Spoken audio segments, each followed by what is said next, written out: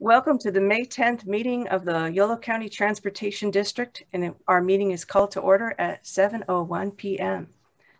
Acting Director Perez, would you please review the particulars for tonight's meeting? Yes, Madam Chair, I'd be pleased to. Those of you in participation in tonight's meeting, we are completing this meeting pursuant to the governor's orders during these pandemic times to conduct telephonic or teleconference type meetings. We ask that you do address the board members with your name. While we all may be familiar with one another's voices and or faces, not everyone is familiar with everyone else. And so again, at the appropriate time, please click the raise your hand button on your control panel or mobile device panel to indicate you wish to speak. If you are on the phone, please dial *9 to have the equivalent raise your hand, at which point at the appropriate time, if the chair acknowledges your request, you will be allowed to make your public comment or to speak on a specific item. With that being said, I believe if there are any issues or questions that you have, you may submit them by clicking the raise hand button or by pressing *9 on your phone, and we'll do our best to address those. All right. Thank you, Jose. Will you please call roll and determine whether or not we have a quorum? Yes, Madam Chair, happy to do so. City of Davis. Not present. City of West Sacramento. Not present. City of Winters. Present. And City of Woodland. Present. And County of Yolo. Present. Thank you very much. The next item to consider is approval of the agenda. Are there any changes to tonight's agenda, Jose? Yes, Madam Chair. We are recommending some changes to the agenda. If the board so desires, staff recommends moving items 4D and item 4E from consent to discussion, and removing item 8 from consideration for the board this evening. Thank you. If there are no other questions on the agenda, I would entertain a motion on the agenda as stated. I move approval of the agenda as described by Mr. Diaz. Thank you, Mr. Saylor. Mr. Stallard will second. Stallard seconds. I'd like to have a roll call vote. Okay. City of Davis. Oh, I am promoting Director Frericks at this moment, so if we may give him a moment to roll. Could you repeat the? I heard the motion. Okay. Wonderful, great. And so with that, City of Davis. I vote aye again. Thank you. City of West Sacramento. Not currently present. City of Winters. Aye. City of Woodland. Aye. And County of Yolo. Aye. Motion passes. Thank you very much. Thank you for your time. Thank you for being here tonight, transportation fans. Public comment is our next item. Public comments from the public regarding items that aren't on the agenda, but are within the purview of Yolo County Transportation District. And please note that we are generally prohibited from discussing items not on the agenda at this time. Do we have public comment? We do, Madam Chair. We have currently 2 requests for public comment. Great. Who's first? Mr. Alan Hirsch, I believe I saw his hand first. All right. Who is after Mr. Hirsch? Mr. Mike Barnbaum. All right, great. Alan Hirsch. Thank you. Thank you very much for letting me speak this evening. I appreciate you moving the items about the Marty Tuttle and the management we have to in this transition period to the consent item. I love Marty. I work with Marty when he was at SACOG. He's a great guy. We're really lucky to have him. But I think to engage the community and especially the activist community, the mobility in this thing, I think it's important we talk about what's going on and what the decisions are made and the trade-offs being made, especially because I know there's some discussion about Yolo Bus being merged into RT or some relationship that changing there too. So the more we can share in the public, the more the community can get behind and support the board. So thank you very much. And the last item, which is, I don't know what it says a review or evaluate an appointment or evaluation of a public employee. That's kind of ambiguous. You could be clearer on that. And I believe there has to be some public a little more public disclosure if you're giving people raises as interim directors. I think there has to be a little more disclosure about that under the state law. I'm not accusing anyone of anything. I just think we want to be as open and transparent as possible so we can all be on the same team. Thank you very much for listening, and thank you for getting Marty on board. All right. Thank you for your comments. Mr. Mike Barnbaum. Hello, good evening. Thank you, Mike Barnbaum of Sacramento. I wanted to update the board. There was a change made today on the Capitol Corridor website, and really good news to share on their website changes. They have now posted their press release of the new schedule that they're going to roll out on Monday, June 7th. It will highlight 22 round trips during the week, 18 round trips on the weekend, and full restoration of 7 round trips, so 14 trains a day to and from San Jose. This is really great news, and the very first big ramp up in service they're going to initiate here in 2021. The other thing I wanted to mention outside of that, I know it was introduced in the meeting that due to the public health emergency, all meetings are still being held virtually. I know we've been following in the news about perhaps California opening up, for lack of a better term, on June 15th. I know that the next board meeting is June 14th. So perhaps my question was going to be, is the district considering what's going on in the news regarding that and looking at maybe a hybrid approach in the future for board meetings, in which meetings are in person but still video conferenced for those that may not be able to necessarily make it all the time to the board chambers in Woodland. Thank you very much.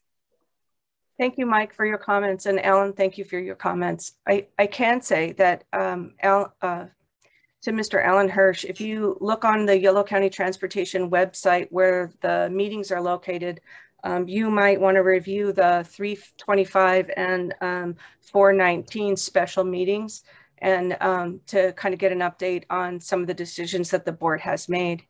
And I think I'm just going to move to the consent calendar. So the next item to consider is approval of the consent calendar. I hope I get the items right. It's A, B, C, and F. That's correct, Madam Chair. Are there any comments, questions, or changes from the board? Moved by Frericks. Moved by Frericks. Saylor seconds. Thank you very much. May I have a roll call vote? Yes. City of Davis. Aye. City of West Sacramento. Aye. City of Winters. Aye. City of Woodland. Aye. And County of Yolo. Aye. Motion passes. Madam, I apologize, Madam Chair. For the record, Director Ledesma was able to join us at 7:05 p.m. Thank you. I'm glad everybody's here. The next item is board member reports, announcements, and other nominations. Do we have any reports from members of the board? I have one light comment. I sent a thank you to Dan Boyle and Associates when he finished his COA work. And he sent me a thank you for the thank you because he doesn't get many thank yous in the mail. So he loves YCTD. All right. Seeing no other comments. Item number 6 is Madam Chair? Yes. We have 2 of the items from consent calendar. Will you take those? At what point in the meeting will you take those items up? Thank you, Director Saylor. I was going to take them at the end of the meeting. Okay. Instead of item 8, I was going to make them 9, 10, and then the director's report and Director Frericks will be closing the meeting after the closing session comments. Thank you. I appreciate it. Yeah, thanks. I like process. Sometimes I forget I got to tell everybody else the process. All right. Item number 6 is discussing and confirming YCTD's mission, and it'll be presented by management consultant Marty Tuttle. Welcome, Marty. Well, thank you. Am I on here? Yes, sir. Yes. Okay, very good. Well, thank you for having me here. It's been 3 weeks since I've been the management consultant. To some, it may be seem longer than that, but I think we've got a lot done. Thank you, Alan, for your nice comments. It's good to be back in the transportation arena. When I started on April 20th and began to research this agency, I ran into a lot of focus on YOLO Bus. In fact, when you walk into the agency, you're greeted with the YOLO Bus logo. When you look at the budget, it is the YOLO Bus budget. And as I was asked by the board to evaluate this organization and determine pathways for success, it seems to me that the board needs to ask a pretty fundamental question, and that is, what is the mission of this agency? Is it serving as a fixed route and paratransit exclusively operation, or is it multimodal? And in the research on different options, and either one of them are fine. I mean, we need to just make it clear in terms of where we're budgeting. And I think it's very, very important for the recruitment of the next executive director is to determine what is the product for YCTD. What is the primary focus?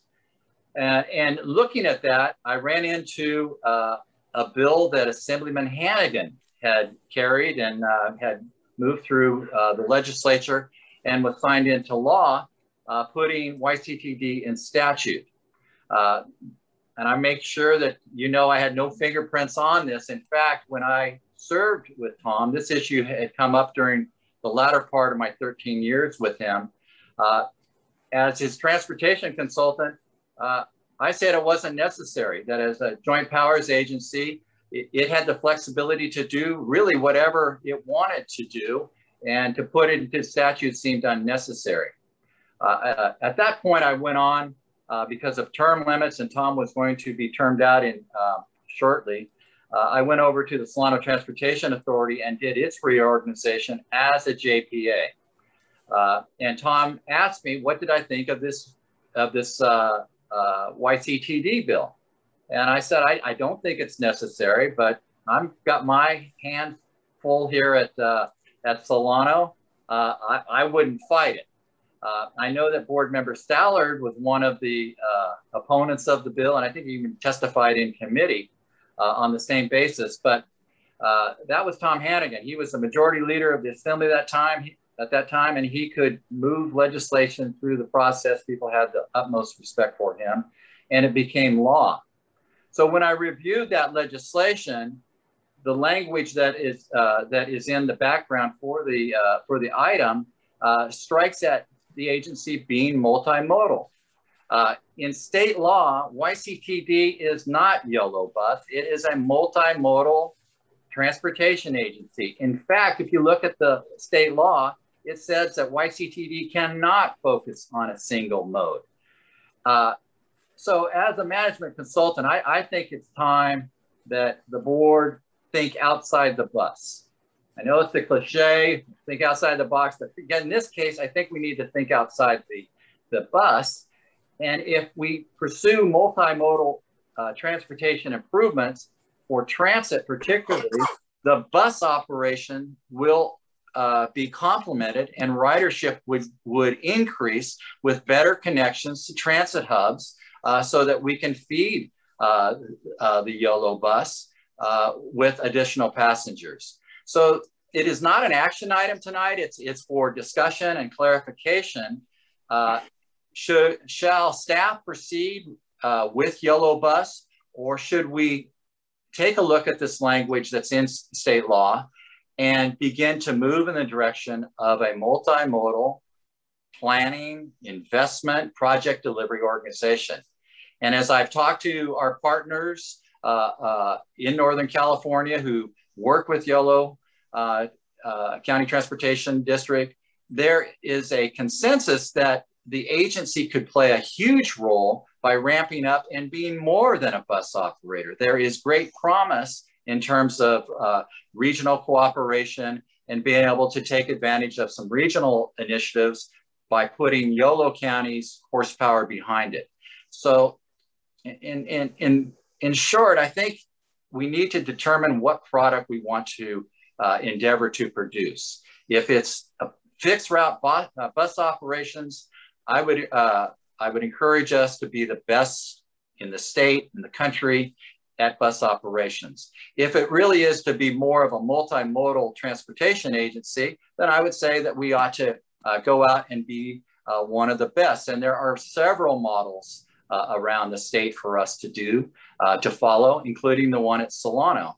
But it's a fundamental policy question for the board is what do we want to produce? What do you want your staff to concentrate on? And if it is the multimodal direction, we're in good shape. It's already in statute and we need to follow that. So with that, again, I'm not really, it's not an action item. It's more clarifying the course that you would like to pursue over the next coming years. Thank you, Marty. Just clarifying questions from the board. I see Tom Stollard's hand up. Director Stollard. Well, now that I've been outed for my opposition to the formation of the district, I'll just say that's a long story, but it's not because I had any opposition to the transit agency. It's just that I felt the Joint Powers Authority was a better mechanism for us at the time. And I lost, obviously, on the point, but Terry and I remained friends through the years. I fully support us becoming a full range transit, a full range transportation agency. You know, times are changing always, and we need to be ready for them. And I think the pandemic has taught us that different things working for different times, and going into the future, you know, I think West Sacramento has already led the way in terms of finding a new option that's helping them. And I think why shouldn't our transit district be engaged in all of these different options for our citizens? It gives more choice to people, and that's a good thing. That's my feedback, Marty. Thank you very much, Director Stollard. I see Director Saylor's hand is raised. Thank you, Chair Lauren. I think of the things that we've engaged in from time to time that do support, that do call on our role as a multimodal agency. For example, at one point, where the Yolo County Transportation District was looked to by the cities and the county to be the coordinating agency for a rail relocation project. I'd like to see us be more and more seen and used as a resource for that sort of multi-agency coordination of our county-wide transportation issues. We've also been asked recently, and I would love, frankly, and on the rail relocation project, I'd love to see that actually happen. But we've also been called on by Caltrans to be the applicant for the infra grant for Interstate 80.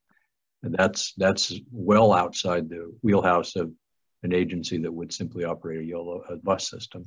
And it's consistent with the statutory authorization that Marty has shared with us this evening.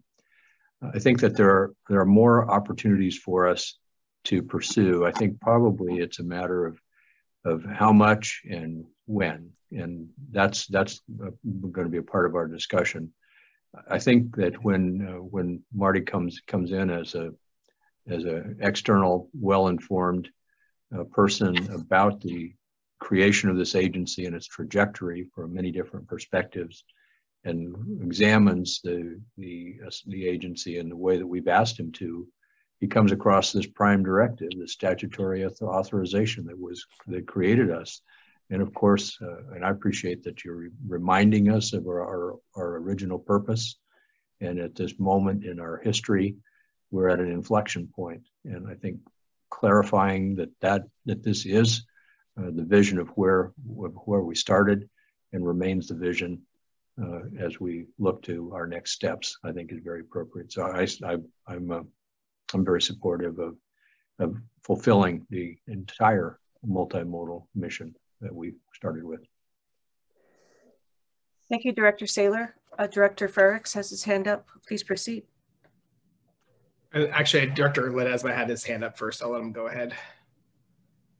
Director Ledesma. Thank you, Lucas.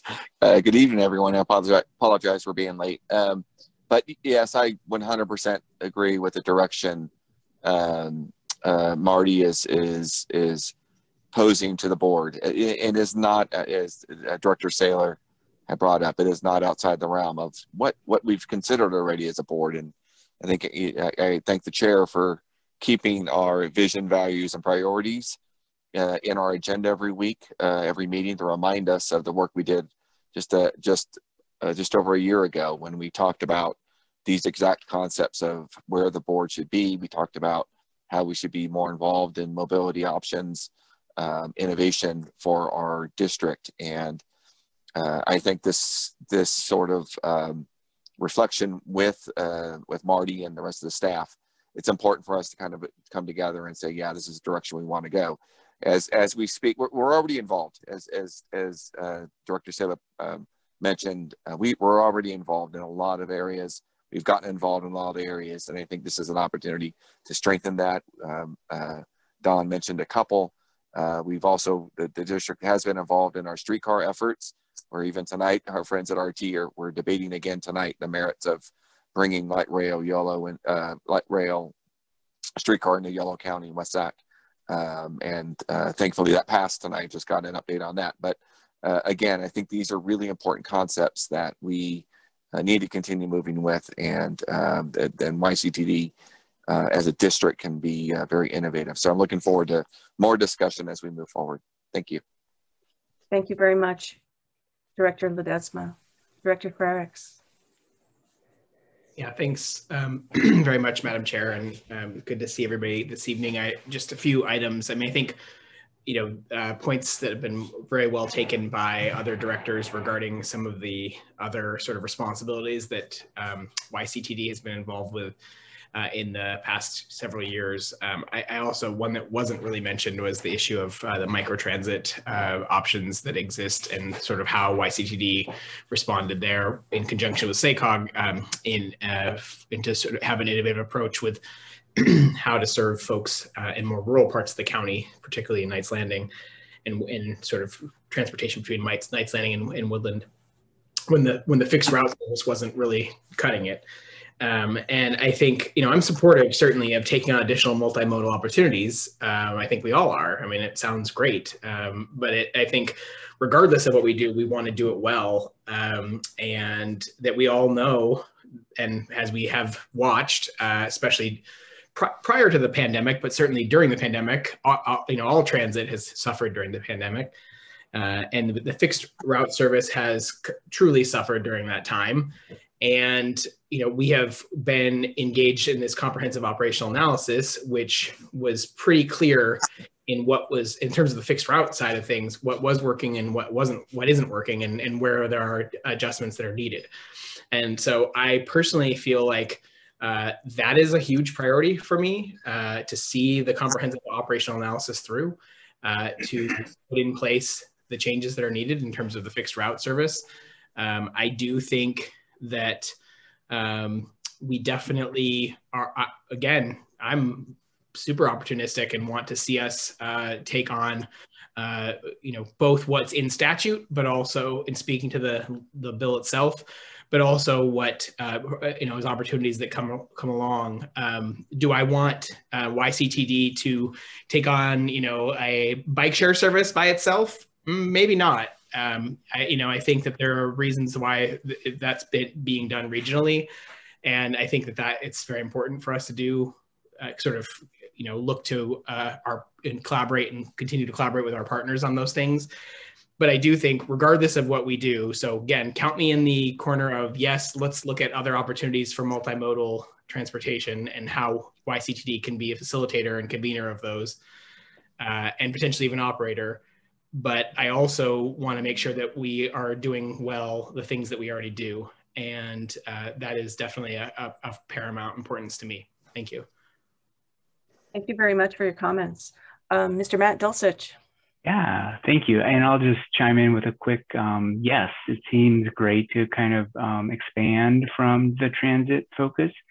The two examples I could think of were just those that one that Dawn mentioned, I think, was the infra grant and partnering with Caltrans. I think the other might be our involvement with the TMA, YOLO TMA. But expanding on those two and looking for more opportunities seems like a great option for the district. So thank you. Thank you very much, Matt. Mr. Ledesma, you still have a hand up. Do you have another comment? I do not. I'm sorry. I'll take that down. All right. Thank you. If there aren't any more comments from the directors, I'd like to take public comment on the item. And we do have, go ahead, 2 minute clock. Yes, and we have two requests. First would be Mr. Joe Bolte, and then followed by Mr. Alan Hirsch. All right. Mr. Joe Bolte, you have 2 minutes. Hi, good evening. Can you hear me? Yes. Great. So good evening, YOLO Bus. This is Joe Bolte from Davis. I think there can be no doubt that Yolo County needs a transportation system that is multimodal, and not only multimodal, but prioritizes safe modes that are safe for passengers as well as people in the surroundings. We need mobility that is sustainable, and we need prioritization of sustainable modes, and we need space efficiency. Congestion on highways is a huge problem. It's something that the county needs to confront, and Northern California needs to confront. The question is, what should YCTD as an organization be engaged in providing? And I think it's easy to say that they should be multimodal. I think that's correct. But it's important to have agreement on what things is YCTD going to provide, and what things will be provided by other agencies. For instance, cities will probably continue to provide sidewalks and be responsible for them. Many of the cities in Yolo County are responsible for bus shelter infrastructure, and they collaborate with YOLO Bus, but it's the cities driving that. So I think in exploring what the future of YOLO Bus and YCTD is going to be, answering those questions specifically is going to be very, very important. Not just should YCTD be multimodal or not. I should also say, over the almost 2 years that I've been tracking YOLO Bus closely, it seems to be an agency that is still struggling mighty to deliver high quality fixed route intercity bus service. And this is- Thank you, Mr. Bolte. That's your 2 minutes. Oh, thanks. The chair would entertain giving Mr. Bolte another minute. Do you want to finish that point? Just that point. If I can finish my thought. YCTD is struggling to deliver high quality fixed route service right now. So I'm concerned that expanding the mission may shift resources away from that and hurt bus service. That would obviously be very bad. Thank you. Thank you so much for finishing your point. We're right in the middle of that. Mr. You have 2 minutes. Mr. Hirsch, you are live. Thank you very much for letting me talk. I think multimodal, of course, is a wonderful thing. It's like motherhood. Who can be against it? We need to have interaction. The last mile integrated with buses is really important. But let me color me a little intermodal curious, because I'm concerned that, well, in Silicon Valley, there was a phrase back in its growth called sticking to the knitting, staying focused on your primary purpose and doing a good job on that. And that's the way to succeed. When you wider you spread it, the thinner you get. It's the law of strawberry jam. So I'm concerned that we take on more things. You don't increase staff time. You don't increase the resources for the management. And your board's only meeting once a month. So your bandwidth is kind of limited. Do we really have the scope and the bandwidth to take on more things very well? Certainly we want to be aware in the future. Certainly we should explore those strategic options. But I'm concerned that we really haven't optimized our fixed route bus service. And that's the integral of the social equity part of our mission.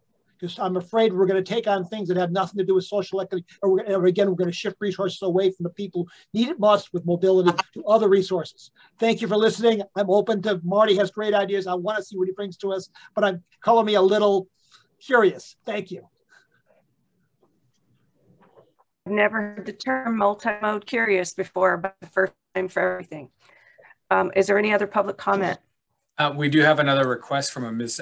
Molly Dagostino. She is a member of the YCTD Citizens Advisory Committee. Welcome, Molly. You have 2 minutes.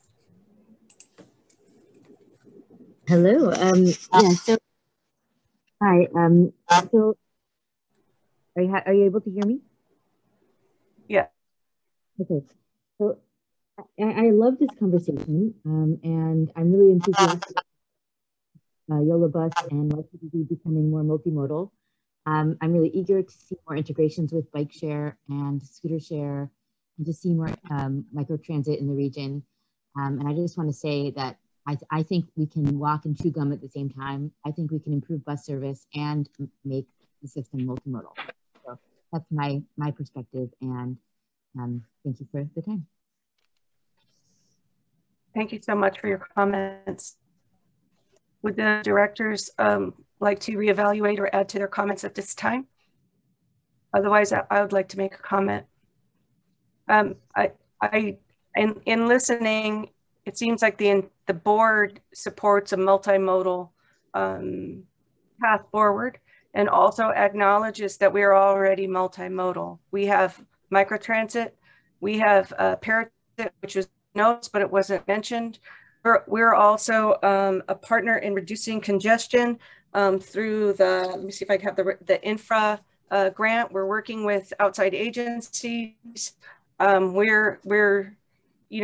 already are multimodal. I heard loud and clear that we are also social equity based, and we have to have a prioritize our mission, our visions and values for social equity. I also heard that space efficiency, congestion, organization, sustainability, that there's many parts. And with hearing those comments, I'd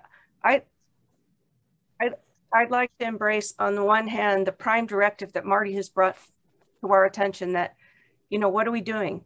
And how can we be multimodal? And the other one is, we have a great citizen advisory board, and I would like to see staff kick to the citizen advisory board, maybe more of a mission statement, or a way that we can embrace kind of gathering all the thought of who we are moving forward. If that's something that I don't want to be the only one raising that, but maybe if that's something that kind of falls under this umbrella, action on that. Other comments? Marty? Okay, well, thank you. I think that's great direction. In terms of the CAC, we can take this topic to their next meeting and get their feedback as well, and continue this discussion. I thought the comments were very appropriate. Those who are maybe skeptical, I clearly, for this agency to add value, it has to build on the success that you've had, and that's with the fixed routes. By connecting with the other modes, I think you'll see ridership increase. This is not going to happen overnight. There's a lot of work that needs to beef up the transit hubs with connections, bikehead, microtransit, more on a countywide basis. And that can only be done by expanding the pie of funding. So, as a well-positioned multimodal transportation agency, I think YCT can go out and compete for grants for alternative transportation. Those who are skeptical that Marty wants to put this in roads, I don't think that's the case. It's to take advantage of the investments we've had and complement that with better connections. So I think we're in good shape, and we'll take this to the CAC and get their input. And I think we've got staff has pretty good direction on this, and then we're ready to move to the next item when you are. I'm ready. Item number 7 is the presentation by SACOG on Sacramento Regional Parks and Trails Strategic Development Plan, and it will be presented by SACOG's Chief Executive Officer, James Corliss. Welcome, James. Now, Chair, I thought I was going to do the introduction, but because I'd like to paint this. Go ahead. Because now that you've clarified that we're multimodal here, I think this is an opportunity. SACOG has embarked on a regional trails initiative behind James's leadership. I think it's an incredible opportunity to look at that trail network and how it connects to our transit hubs so that we can beef up ridership on our fixed routes. I'm grateful that they've done so much work. Daisy Romero of our staff worked with Victoria Catchitori on this. But I just want to give my kudos to SACOG for where they are on this. Have far more to do. But I think Yolo County, given our terrain and what we've already got in place, particularly with UC Davis and the city of Davis being a global bike hub, we can provide a lot of horsepower to drive this on a regional basis. And so I just want to say we're really fortunate to have James at SACOG and the staff there. And I think this fits in terms of a really promising multimodal opportunity. Well, welcome, Mr. Corliss. Thank you, Chair Lauren. Really appreciate the opportunity. I'm really just, I'm warming up for Victoria Catchitori, who's going to give you the details, because when Marty and I talked about this idea, he said, you know, what would be really great if we could, you know, unite the whole region with a network of trails where you could walk and bike and roll and think of the opportunity. And I said, hey, we're actually in the middle of this exact project right now. And I do think it dovetails really nicely with this conversation. I know most of you, many of you are on this board or on the SACOG board, so I've worked very closely with you. I would just say this to tee this concept up. Because whatever you decide for your future of YCTD, you know, we have to be multimodal in the region. We have huge opportunities, and we know that we're going to be partnering and working together and very closely. I came here 4 years ago, and definitely love to get on my bike, love to walk, and I've known Sacramento pretty well. I worked in the Bay Area, but I have been absolutely blown away by how this region should be the biking, walking, rolling capital of the United States. What Marty said about the topography, the climate, and furthermore, we often, I know, harken back to our history and sort of a transportation hub, railroads and levees and canals. All of those things that used to carry stuff still carry some stuff, whether it's water or produce, or now could carry people. And those corridors are, we think, very untapped. Think too, just about the pandemic, for all the absolute downsides and the horror of what's happened. It has also accelerated several things, and one of which is people want to get outside. They want to get outside and walk and bike with their families in safe places.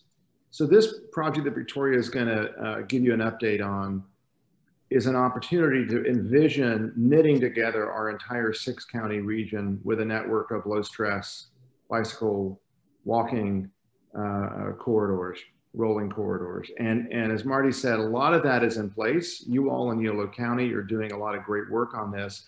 But I would say if you just look from above at a map of where the existing trails are, it is stop, start, stop, start. It's a patchwork quilt.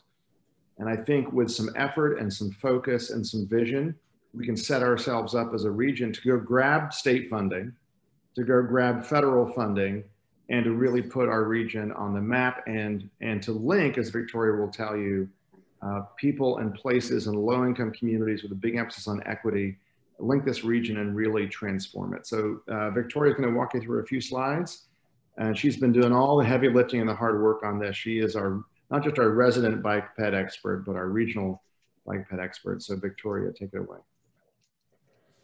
Thank you, James. And also thank you for the invitation to come here tonight to share about our Sacramento Region Parks and Trails Strategic Development Plan. Through this plan, we are looking at how we can create a dynamic connected trail system across all 6 counties of the SACOG region. So El Dorado, Placer, Sacramento, Sutter, Yolo, and Yuba counties. And while this is partly because we can use these trail connections to demonstrate some greenhouse gas reductions, we also know it'll be a foundation for strong economies and the resilient region that we are working towards. Next slide. We are not the first people to recognize the potential of a connected trail system, and we certainly won't be the last. One example that we like to point to when people are asking, what are we expecting to get from a connected trail network, is what you can see in the Industrial Heartland Trail Coalition. This is a coalition of 51 counties across 4 states, so Pennsylvania, West Virginia, Ohio, and New York. And it has a lot of assets that were once dedicated to the industrial and extractive economies, so coal mining and the canals and the railroads that would transport these goods, and also from steel mills. But now they have these corridors that are not serving their highest or best use anymore. They also have a number of areas that are underinvested in and they experience inequality. So with that network, you're looking at, from a regional level, an opportunity to stimulate the economy through outdoor recreational opportunities and also investments in small businesses. But then also at city levels, such as in Cleveland, you have strategic and prioritized investments that are going to bring value to communities that daily experience inequality. So next slide. Bit by bit through our region, we are looking at ways that we can convert our existing corridors into their highest and best use, such as this example of a rail and trail conversion in Rancho Cordova, although mind you, the trail is not the rail is not an active corridor. But we can continue to transform these areas throughout the region into something that is going to serve the people of today. Next slide. So I wanted to outline what we've gone through to this point. We have worked with cities and counties on identifying what trails are on the ground and what planned trails are out there that maybe could serve great regional purposes. We've also looked at local plans and synthesized those results, shared them with city and county staff, and also community-based organizations. And we just wrapped up a public survey throughout the region where we received over 3,000 responses of people sharing both where they currently enjoy biking and walking, so we can learn what we are doing well as a region, and also where they would like to. So where they would like to bike, where they would like to walk, where they would like to scoot or skate, however you so choose to move yourself from one place to another. And so we are now going to be diving into those results to see what it is that the residents of our region hold important, what they would value in their trail connections. Next slide, please.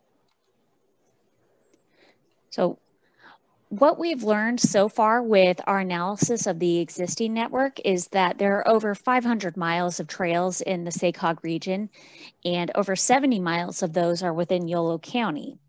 However, a smaller percentage of those are what we call connecting trails. So a trail that you might be able to use to get to a nearby destination, whether it's a store or a school, or perhaps the community next door. Only 40% of the dwelling units in our 6-county region are near a trail that has that potential to connect them to something else. And only 30% of our jobs are there. And this obviously has room for improvement for us, but when you peel back further layers, we also learned that people with lower income have less access to these connecting trails than people with medium income or median income or higher income. So when we couple that with what we know from our long-range planning efforts, that people living in the lower income communities in our region are more likely to bike, more likely to walk, more likely to take transit. That means that people have no choice but to use either uncomfortable on-road networks or in some instances unsafe on-road networks. Next slide. So now that we know what part of our problem is, part of it is that we have these starts and stops throughout the region, and another part is that we have inequitable access, we can start to work on this. We can look at what are trails that we can elevate that are going to increase equitable access to communities that experience or have experienced disinvestment or other daily inequities. So this is a picture of a trail in Live Oak that kind of meets all of these goals, where when this trail is completed, it'll be a 1 mile north-south trail that connects to all 3 schools in Live Oak by increasing access to their major east-west road that has bike lanes and sidewalks on it. It also connects to their parks, their pool, their historic downtown, and it provides a higher comfort route that is parallel to Highway 99 that bisects their city. It also has the potential to further connect to Yuba City, just south of Live Oak. So these are the sorts of examples that we're looking to build on when we're talking about how we're going to create a connected trail network through the region. Next slide. And these are not just present in Sutter County. There are a lot of opportunities within Yolo County as well. As was noted earlier, there are tremendous connections both in Davis and then also stretching out from Davis. But then you can also see in the handout that was included with the agenda packet that there are a lot of connections yet to be made. And there are ways that Yolo County can even look at increasing access for people that are living there that, you know, don't have these same connections that people living in Davis have, for one example. And as you can see, even within Davis, there are still planned networks that are yet to be made. Next slide. So as we're moving forward with identifying this connected trail network, these are some of the highlights that we have learned from our planning partners, such as that they felt that our trail connections in our region would be a great way to address our current challenges. So how we increase transportation equity, how we support COVID-19 recovery and addressing our economic vitality goals, and how we can support public health, not just physical health from getting out on a trail and riding your bike or taking a walk. Who else is slightly short of their 10,000 steps for today? But also how you can support mental health, because access to green space, or what we see in some parts of YOLO space, just California gold space, how we can increase access to those to provide the mental health benefits that in turn can help us welcome people of all ages and all abilities to bike more, walk more, and just create a sense of community that links our entire region together. Next slide. And while we do have those opportunities that we're aiming for, we also have a number of of challenges that are both localized and regional. We've heard from our cities and counties and the SACOG Board of Directors that they have a strong interest in how SACOG can help with some of the partner coordination needed to make these trail connections, whether that's with reclamation districts, with flood control agencies, with railroads, or with even our transportation partner, Caltrans. And then also how we can look at overcoming infrastructure barriers, such as, you know, the river that we know a bridge to cross it would be expensive, but we also know that there would be tremendous benefits for it. That's something that usually no one agency is going to take on by themselves, but there needs to be a larger space for people to gather and to talk about how this can help meet the needs of residents on both sides of that infrastructure barrier. And next slide. We will be reaching out to city and county staff over this next month, and then sharing more information about the outreach findings with the SACOG Board of Directors in June. We're also starting an iterative network identification process with all of our planning partners over the next several months. And we hope that Yolo County Transportation District will be one of those partners.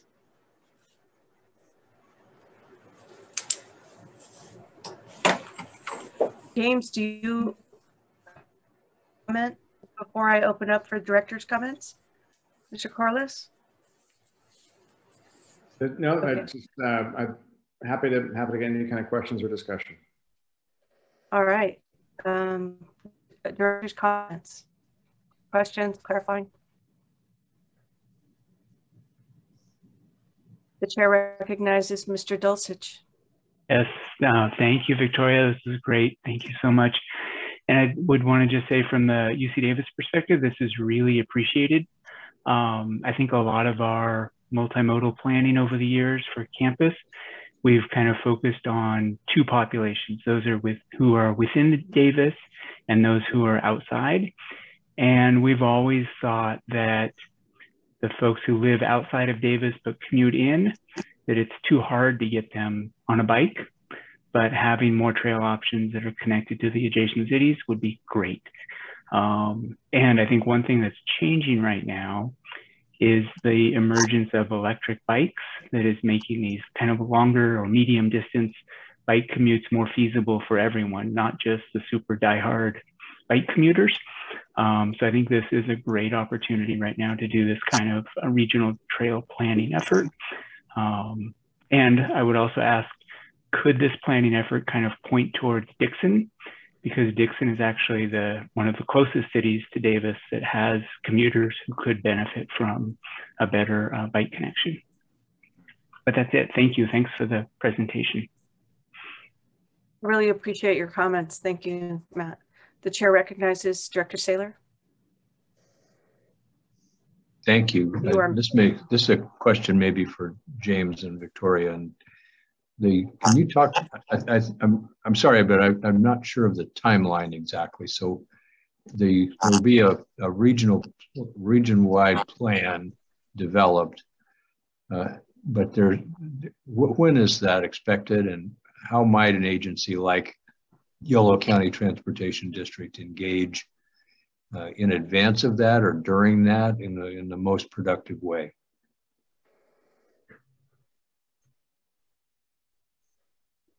We are looking to have the network identified most likely by the end of this year, but I believe have it adopted by the SACOG board at the beginning of next calendar year. So February of 2022. And then after that, identifying the prioritized project list. So the list of projects that are going to help our region jumpstart the connected trail network.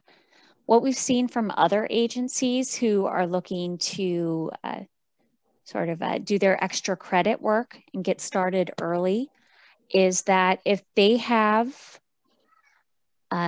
trail corridors or opportunity corridors that they think have potential for this to increase access, they're starting on the planning work, or they're applying for funding for the planning work. So for example, there is an effort that is just taking off in Elk Grove that they are looking at a creek corridor that goes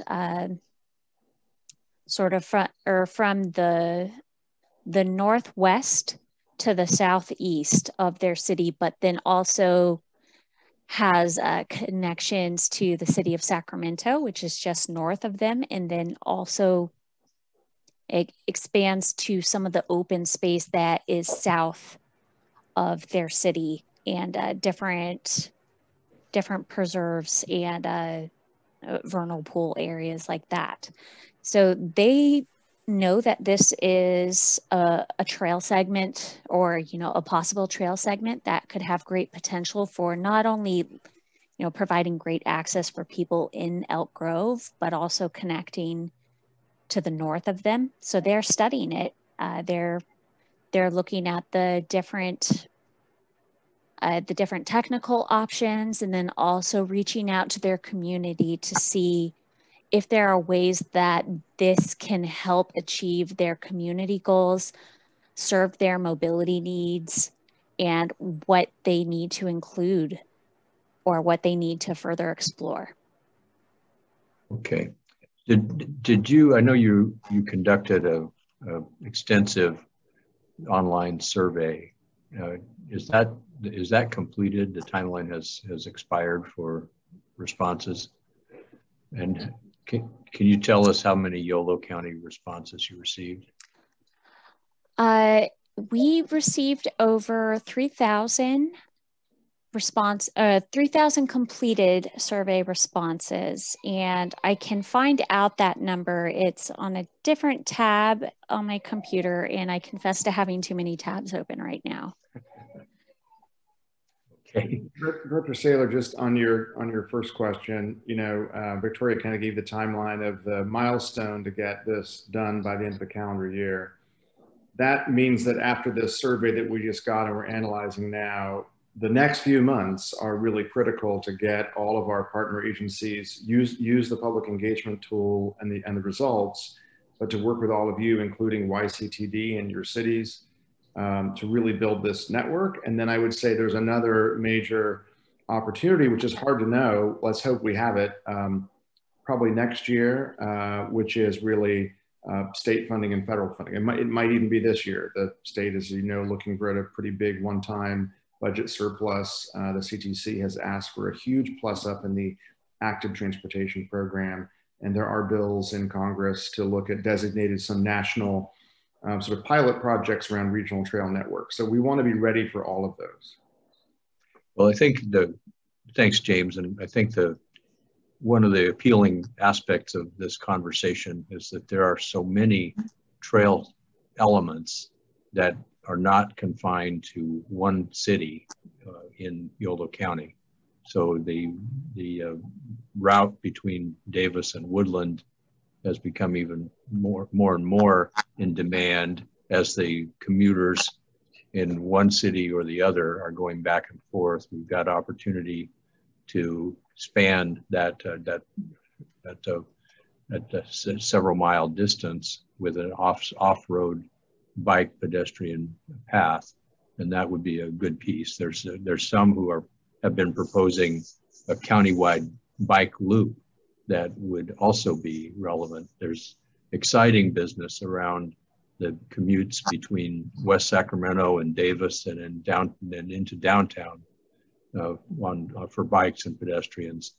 And there's the Cache Creek Trail Complex that is in the works and can be accelerated in some cases.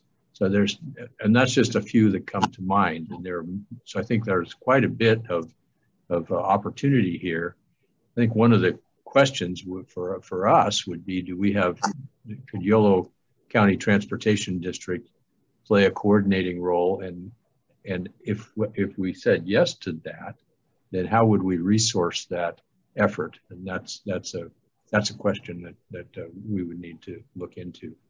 But certainly for facilitating conversations and helping to spread the word, and perhaps being an applicant for some elements, there's a lot that we could do. It's a question of the resources to accomplish it.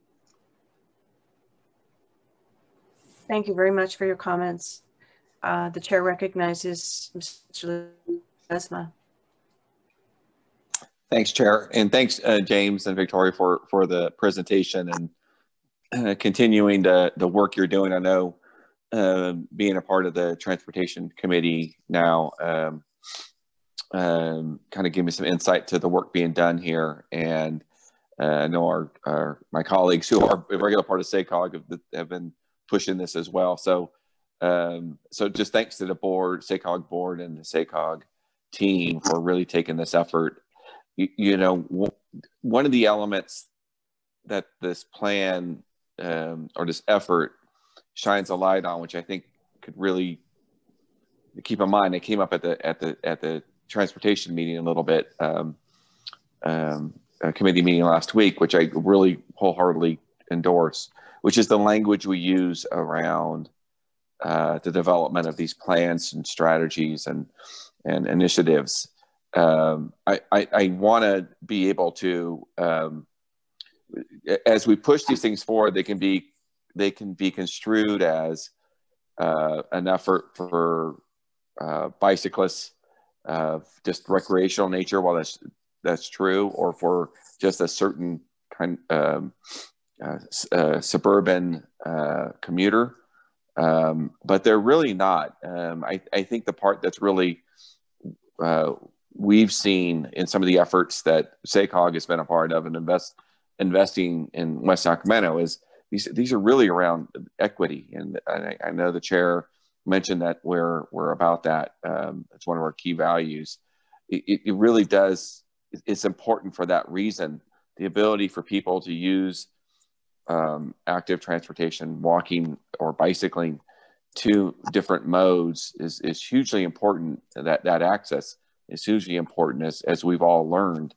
The development of our north-south Sycamore Trail and the bike ped bridge over the concrete river of the highway that bisects our city is a huge win for the community, because it connects students from the north part of our city, gives them a direct route into the southern part of the city, and more so to their school and to the economic opportunities, the rec center, and all those sorts of opportunities all of a sudden become very much a part of where they're going. So I just urge, as we move forward on these efforts and on our board, as we think about our role into this, is think about the how we talk about these types of efforts, because I think they can easily be construed or played down as something that's just for a certain type of commuter or a certain type of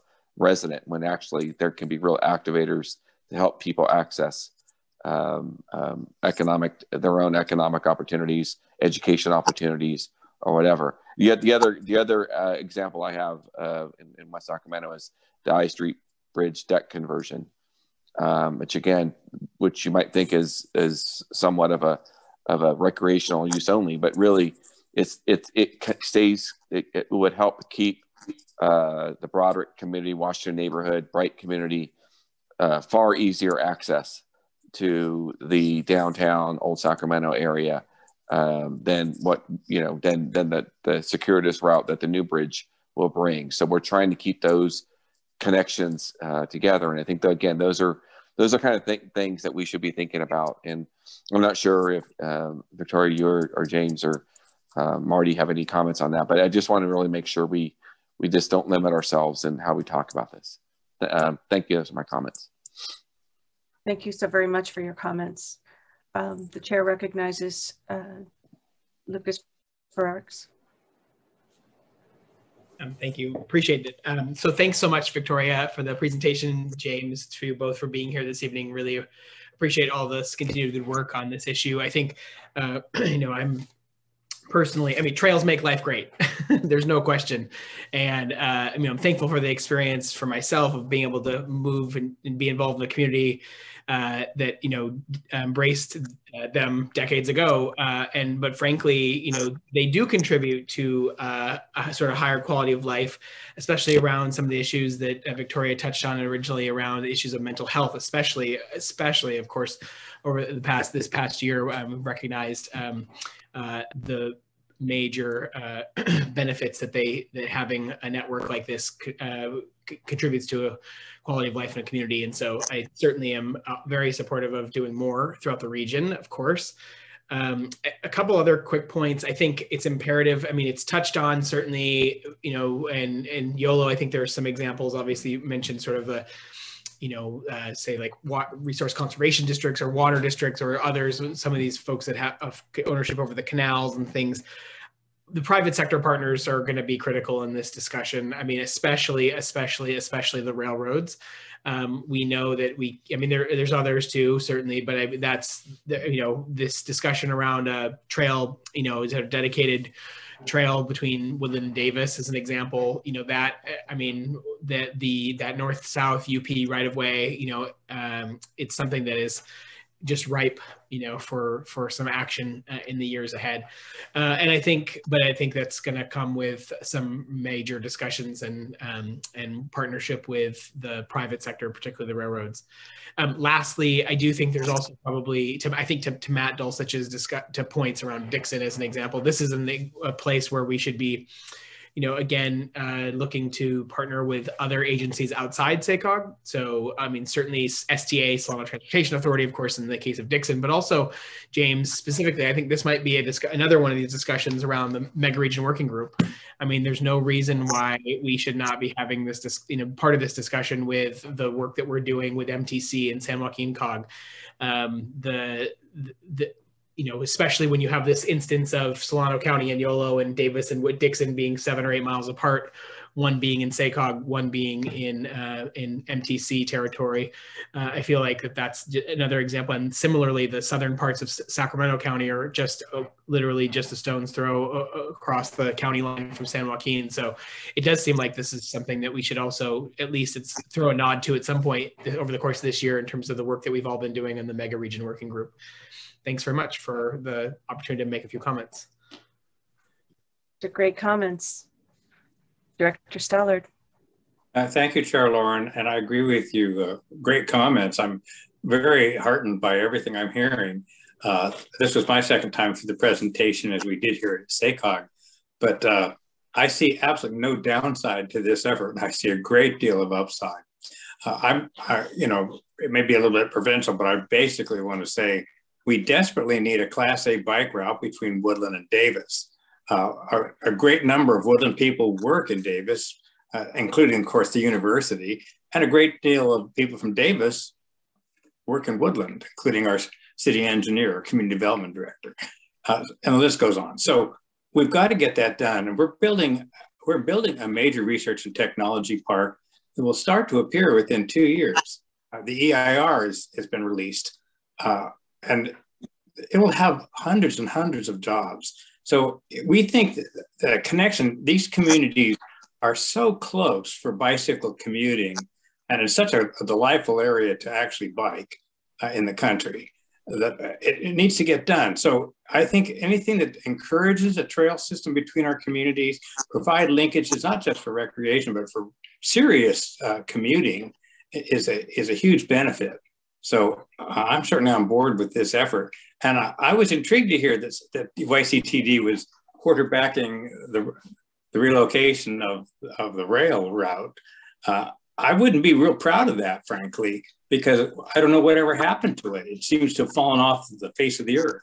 We need to revive that effort and be serious about it and figure out a way to make that happen. Get that rail relocated over to Road 103.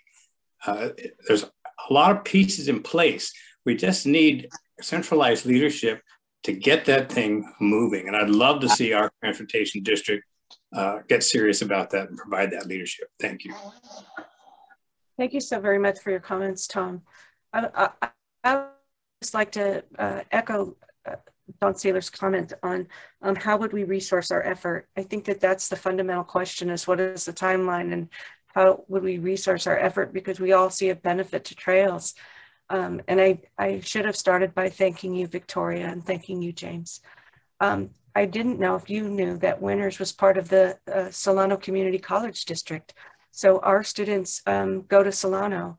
Winters is also part of the Solano Business District. So we see our development tied to Solano. So partnering with Solano would be important to us. And I'd also just mention that we have a lot of traffic that comes from Davis, bike traffic, and we are very grateful for that bike traffic. They come down Stevenson's Bridge and come what we call the back way to Winters. And we love that. But we don't have a way for the people that live in the yellow housing, for lack of, that's the old term for it, to come across the 505 bridge. I think you mentioned the term infrastructure barrier. We have a very old, long-standing infrastructure barrier for the people that are in the school district to be able to come to school, come to parent-teacher conferences, or ride a bike or walk. So if there's some way to address that, we have been asking for federal money for that, but there is a walkway, bikeway that's along Pewter Creek that dead ends behind houses, but that could be extended all the way to the yellow housing. So there are all kinds of opportunities, and thank you for listening to the ones from Winters. If there aren't any other comments from the directors, I'd love to open it up for public comment. And Madam Chair, if there are no additional comments from the directors, we do have two requests. First from Mr. Alan Hirsch, and then Mr. Joe Bolte. All right, the chair recognizes Mr. Alan Hirsch. You have 2 minutes. Thank you, Alan Hirsch. I have ridden from Highway 1 to 117 in Yolo County. I've ridden probably about 90%, 95% of the roads. I'm a road biker. It's a lot of fun, but I'm concerned that we basically are focusing on the recreation and not the real social equity needs. Sometimes we have a tendency just to do the easy routes, the easy routes, take a rail line somewhere and make it a ride, and it takes you nowhere. We spend money and time on that. It's a great ribbon cutting, but it doesn't really help move mobility. So we need to figure out what the real gaps are in our system and address those. The I Street Bridge, we need to fix that. I've been across it. It's a white knuckle, or it's not. There's a lot of white knuckle spots that need to be fixed. And connecting Woodland and Davis, why don't we take the 113 right away, which is already separated?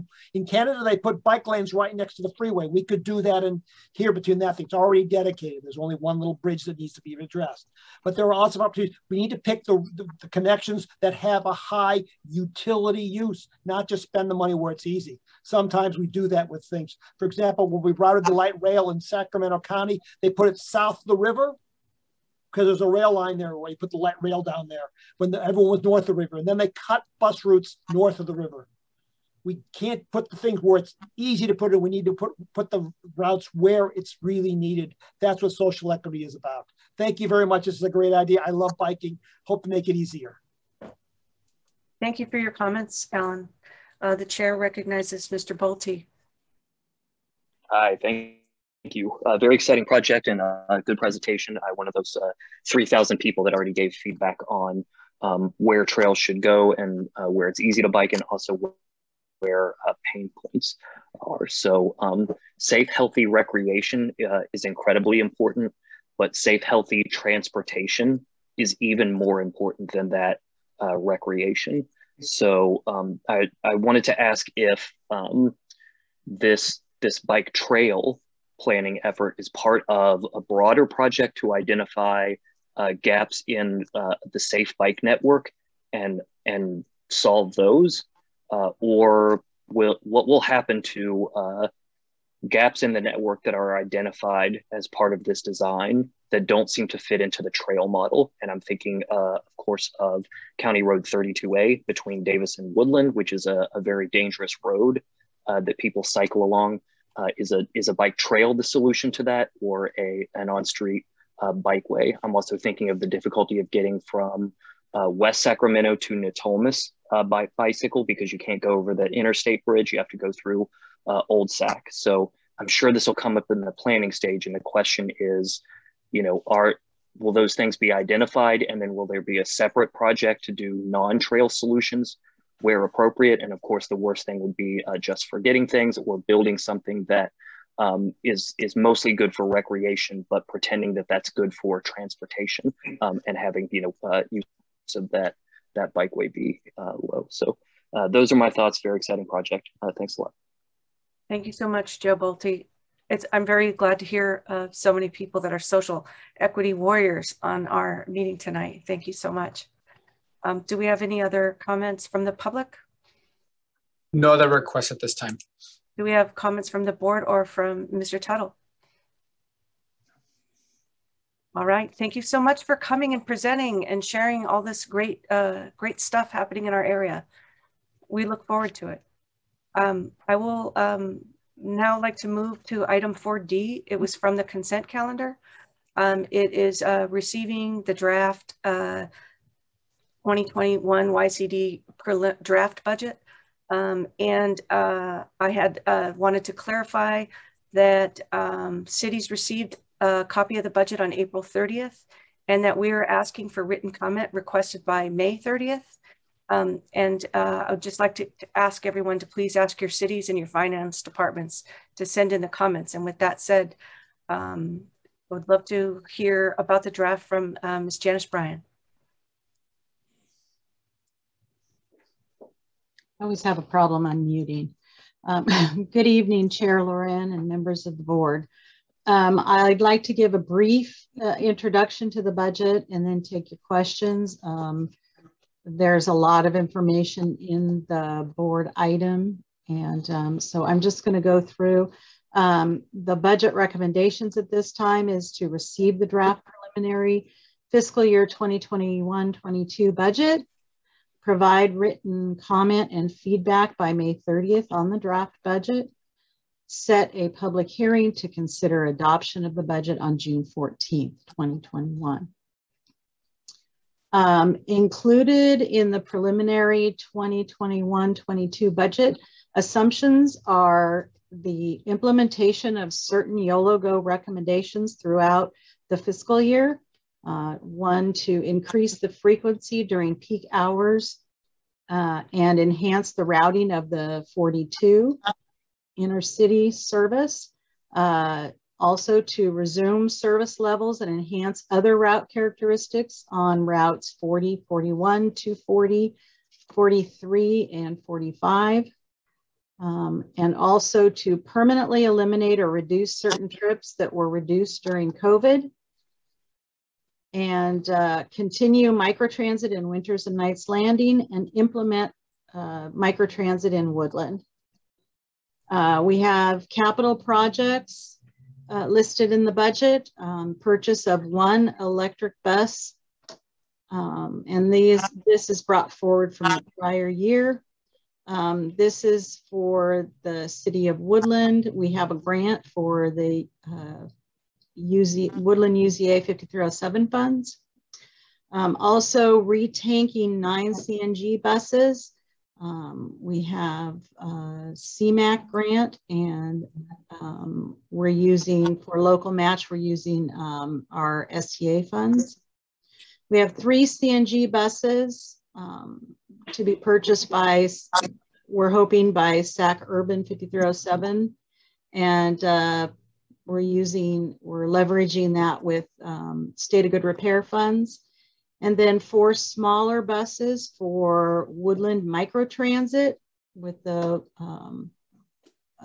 Woodland 5307 funds, and then some other equipment. The budget assumptions and planned service levels consider the service needs as developed primarily through YOLO-GO and COVID-19 impact response and recovery.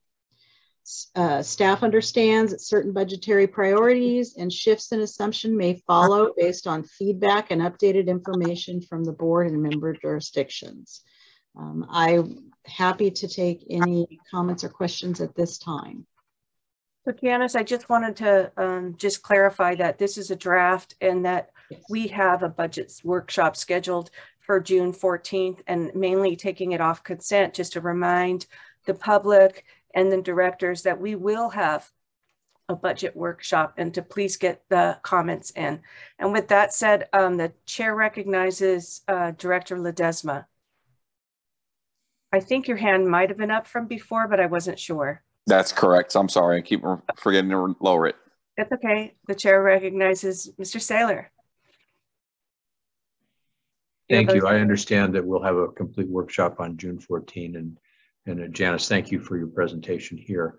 I'm going to be interested in understanding the capital outlay requests a little bit more. So you might anticipate questions about the nature of the rolling stock that we've identified for purchase, and where the funds are coming from, and how we might want to consider our capital budget. So that'll be an area that I'll be asking questions about. Good. And maybe even before June 14th, so you have time to think about it. That'd be great. Thanks. Are there other clarifying questions or comments from the directors? Seeing none, I would like to ask for public comment on the item. We have 2 requests, Madam Chair, from Mr. Mike Barnbaum and followed by Mr. Joe Bolte. All right, let's start with Mr. Mike Barnbaum. You have 2 minutes. Good evening. Thank you, Mike Barnbaum, for the record. Janice, thank you for the presentation. And you hit the nail on the head in the very beginning. I was going to ask about how this budget is going to look back at the recently approved comprehensive operational analysis and implement probably one of the biggest, most key service changes coming. The peak hour 30-minute service on Route 42A and 42B, the main trunk line of the Yolo County Transportation District. I'm very pleased that you mentioned it. And I know that when we went through the COA exercise, Jose, I know you mentioned any guidelines in the COA known as YOLO Go would come back to the board at specific months for holding public hearings and having service change implementation dates. So now with the presentation of this budget, being a preliminary budget, I understand you'll probably bring back an amended budget, I don't know, probably October 11th or October 25th, depending on the results of the federal and state budgets, and some legislation at the federal level currently undetermined at this time. But regarding the timeline, then is there going to be a public hearing about the 42 A and B? What is roughly the timeline to put in the 30-minute service? I read, just as a note, and I'll close with this, on the transit talk with the general manager at sacrt.com last Friday, it appears from reading questions and answers that their Airport Express bus route will return August 29th. Thank you. Thank you so very much, Mike Barnbaum. I had a question. I got a note on that Mr. Hirsch might be trying to speak, but I wasn't sure. Is he unable? Is he on a phone and unable to raise his hand? Does anybody know? I'm uncertain, but he has been able to raise his hand throughout the earlier parts of this meeting, and I haven't seen a change in the participant list. Okay. Beautiful. Thank you so very much. Just want to be transparent and available for comment. The chair will recognize Joe Bolte. Hi again. Full buses are much more important than electric buses. For climate change, for air quality, for economic opportunity, full buses are so much more important than the fuel for the bus. Thank you. Great comment. Let's get people on those buses. Any other public comment? I see none additional at this time, Madam Chair. Are there any other questions from the directors on this discussion item? Being none, I would like to move to item, I'm calling it item number 10, but it's 4E. it would be recruitment of the YCTD executive director. We brought it off the calendar to just kind of explain where we are. It's kind of I would just say that, you know, it's a priority, and it's also something that's moving swiftly in our interest. So would Hope Welton like to address it? Thank you.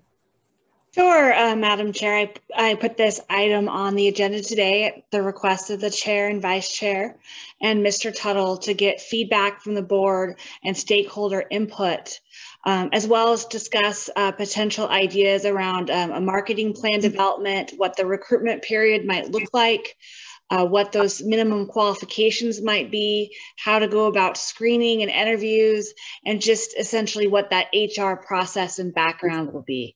So if board members have thoughts on that, I would happy to receive them and make note of them for the process moving forward. Comments from the directors?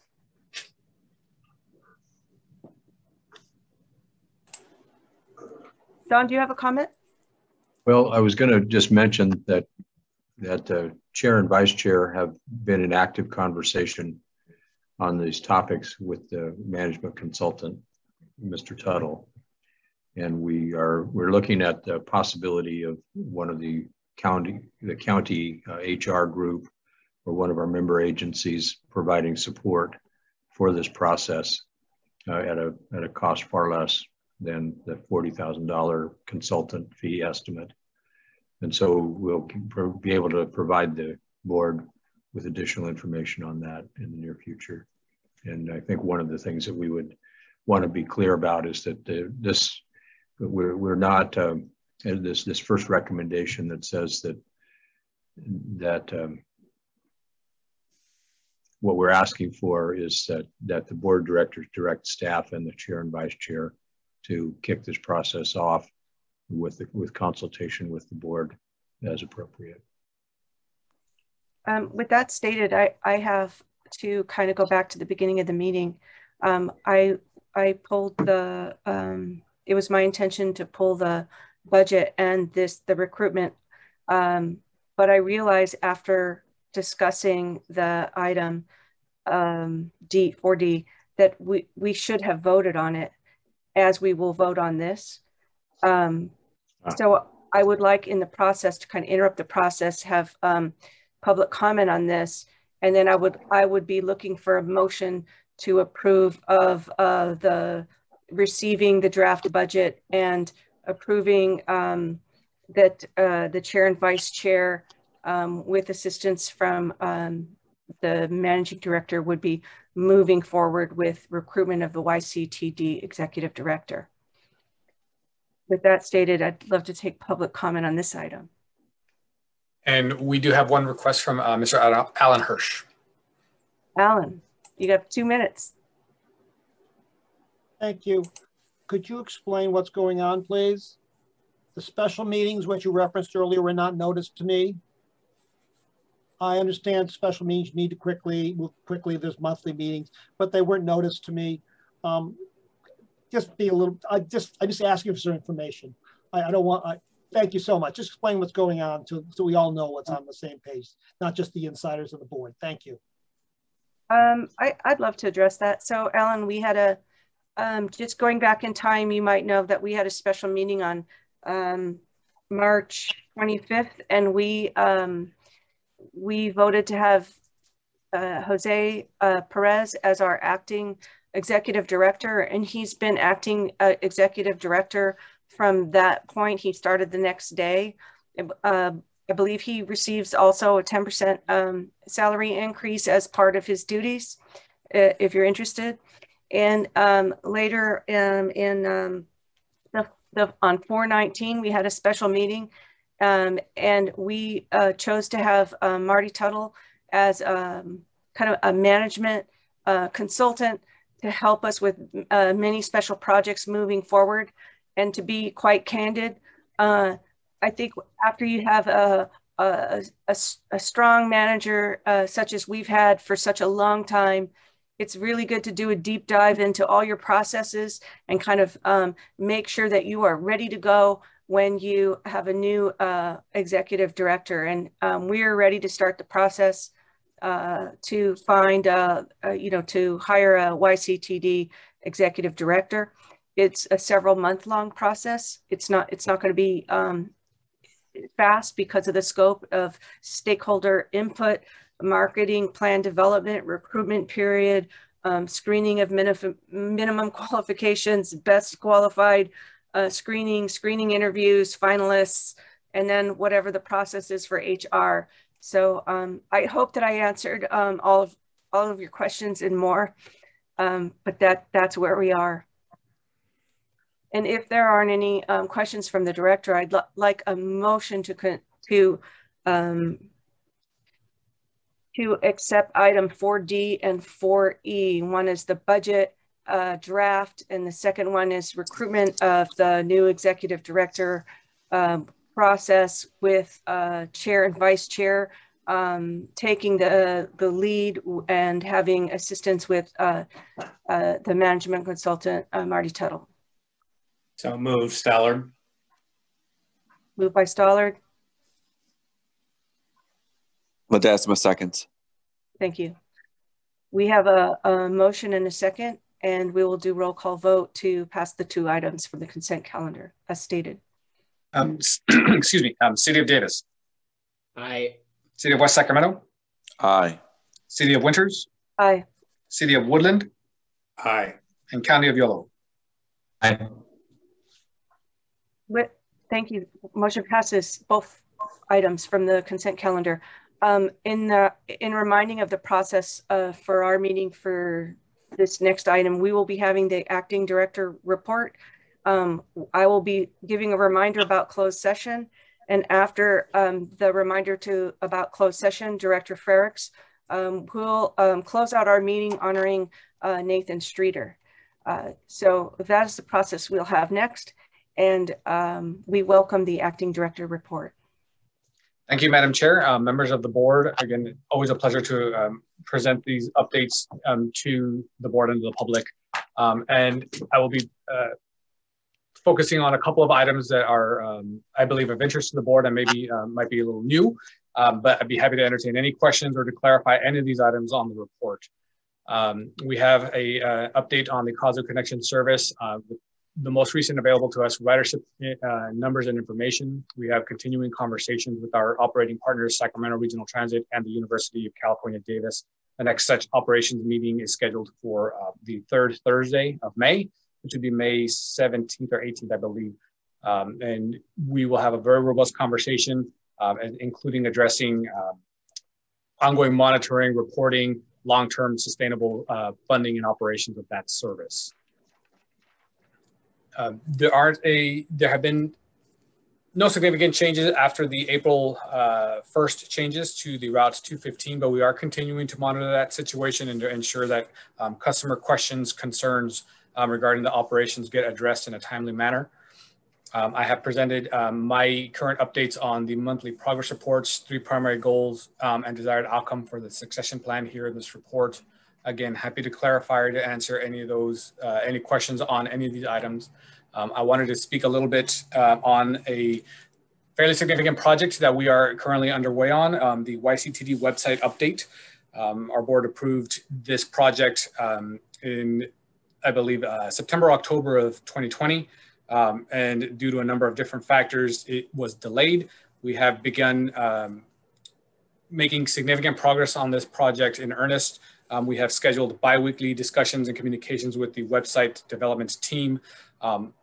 Of most important note, I feel for the board, or what I believe may be very important to the board, is this website update will result in a content management system that will allow our district to routinely and regularly update and clarify, make significant user interface improvements and enhancements to our website and information, as well as slightly modify what gets presented at the first click. We know that our customers' time is very valuable, and so we wanted to emphasize what information is readily available with the current pandemic environment.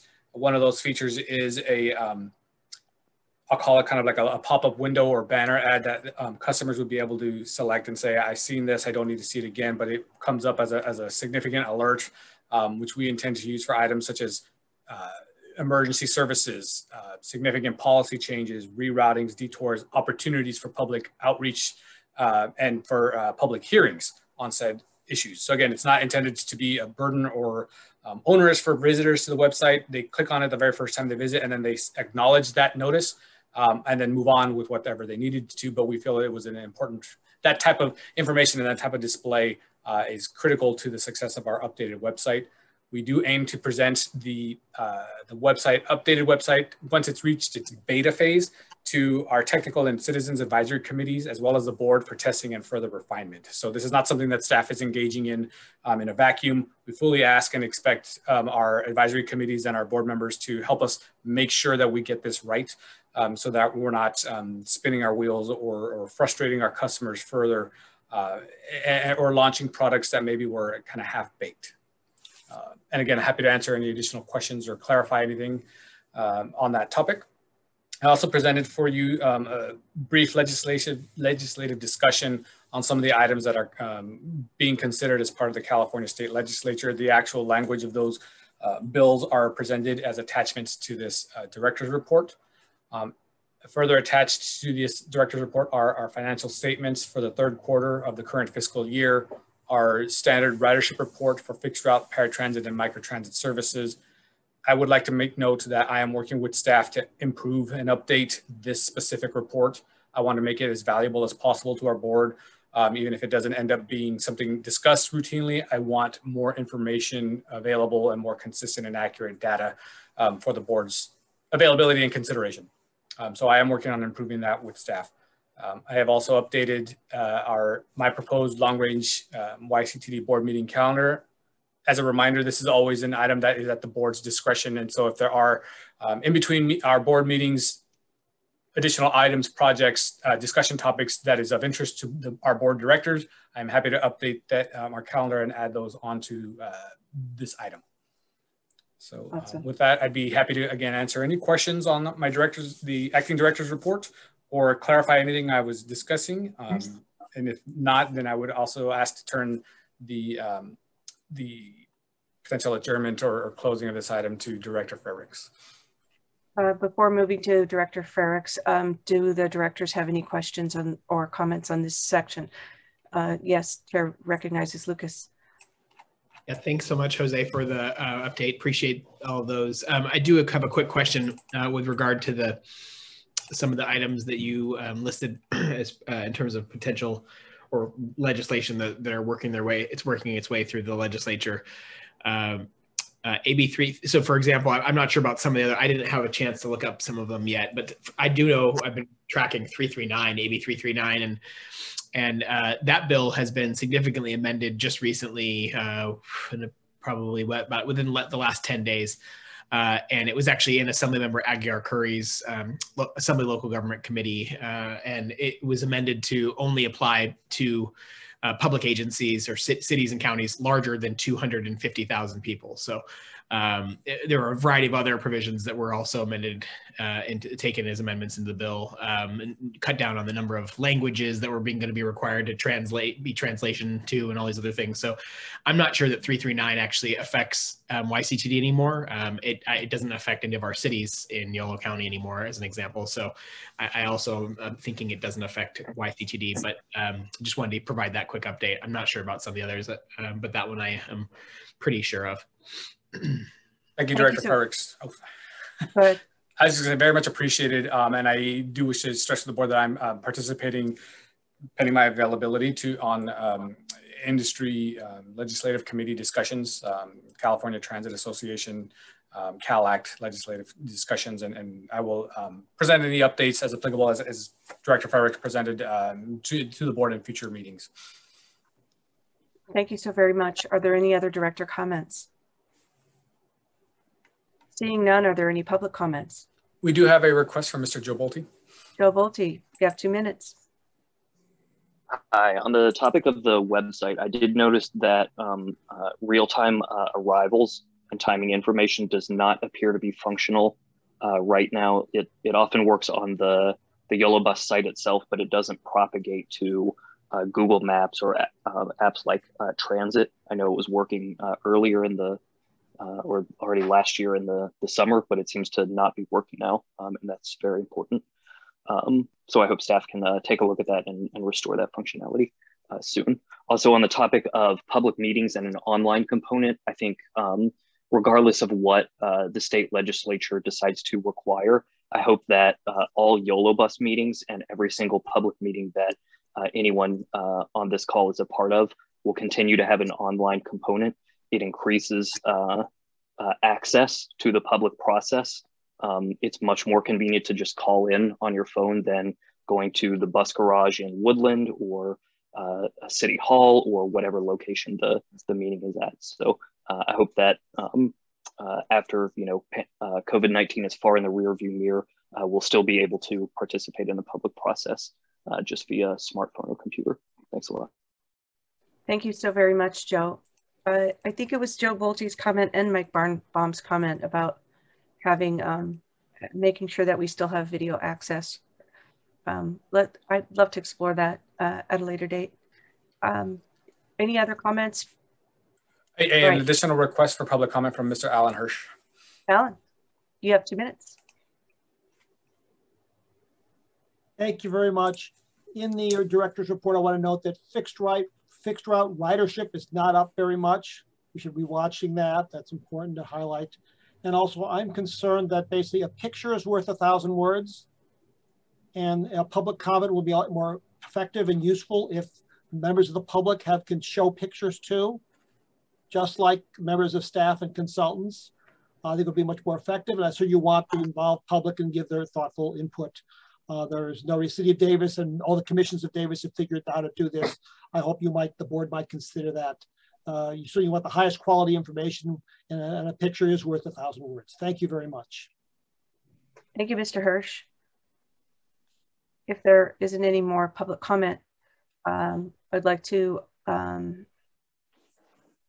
say that after Lucas ends our meeting tonight, because he will be closing out our meeting and adjourning it for us, that we will have a closed session on a public employment discussion for executive director, and we will have nothing to report out on that item. And with that said, the chair recognizes Mr. Lucas Ferrix. Thanks very much. I just wanted to adjourn the May 2021 YCTD meeting in memory of Nathan Streeter of Davis.